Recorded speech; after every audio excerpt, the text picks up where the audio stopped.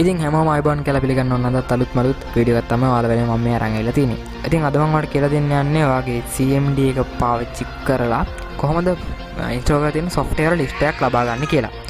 ඔයාලා දන්නවා සාමාන්‍යයෙන් program and features එකට ගිහලා ඔයාගේ සම්පූර්ණ software list එකක් ගන්න පුළුවන්. ඉතින් ඒත් දැනගන්න ඕන දෙයක් නිසා මම මේක ඔයාලට කියලා දෙන්නේ.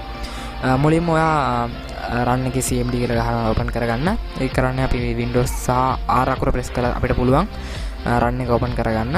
ඉතින් CMD කියලා ගහලා මේ විදිහට අපිට පුළුවන් CMD එක open කරගන්න. දැන් ඔයාලා මෙතන type කරන්න ඕනේ WMIC මම නම් කියන WMIC කියලා WMIC product get name කියන එක මේ විදිහට type කරලා ඔයාලට මේ පේනදී මෙන්න මේ code එක මේ විදිහටම type කරලා enter කරන්න.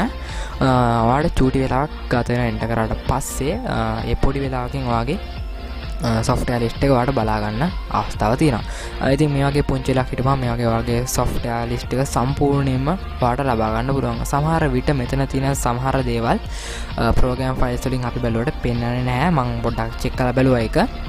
මෙතන පෙන්වන සමහර දේවල් එතන පෙන්වන්නේ නැහැ. ඉතින් ඒකත් ගොඩක් වැදගත්. මොකද ඔයාලට නොදැනුවත් ඉන්ස්ටෝල් වෙලා තියෙන දේවල් ගැන අවබෝධයක් ලබා ගන්න. ඉතින් මේ වගේම වීඩියෝ දෙකම කරලා මේ තියෙන්නේ මගේ social media වලට පුළුවන් follow කරන්න.